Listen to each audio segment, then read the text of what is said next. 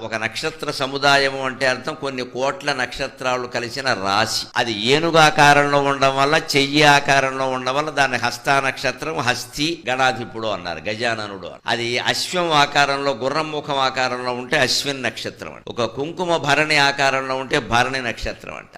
కత్తెర సరిగ్గా ఇలాంటి ఆకారంలో ఉంటే కృత్తికా నక్షత్రం అంట. ఒక మొలక మొలిచినట్టుగా, బీజం అంకురమైనట్టుగా మొలక ఆకారంలో ఉంటే రోహిణి నక్షత్రం. ఒక మృగం శిరస్సు ఆకారంలో ఉంటే దాన్ని మృగశిర నక్షత్రం. ఈ ఆకారాన్ని బట్టి ఆ పేర్లు పెట్టారు. ఇంత వైజ్ఞానికంగా ఏర్పడింది తెలుగువారి పంచాంగం. అదేదో ఊరికే ఇంగ్లీషు వాళ్ళ క్యాలెండర్ లాగా ఎవడో కింగ్ పేరు, ఇంకా వాడి క్వీన్ పేరు పెట్టి ఏర్పాటు చేసిన నెలలు, నక్షత్రాలు కావు ఇవి. వాళ్ళకి ఇష్టమైన పేర్లు ఏవో వాళ్ళు పెట్టుకున్నారు. వాళ్ళంతా మంచివాళ్ళు కావచ్చు, చెడ్డవాళ్ళు కావచ్చు. మన సంస్కృతిలో ఎప్పుడు వ్యక్తుల పేర్లు పెట్టరు. ఎంత గొప్పవాళ్ళైనా శ్రీరాముడు పరిపాలించే కాలంలో కూడా పిల్లలకి మధ్యాహ్న భోజనం పెట్టినా, పుస్తకాలు ఇచ్చినా శ్రీరామ మధ్యాహ్న భోజన పథకం అని పెట్టలేదు.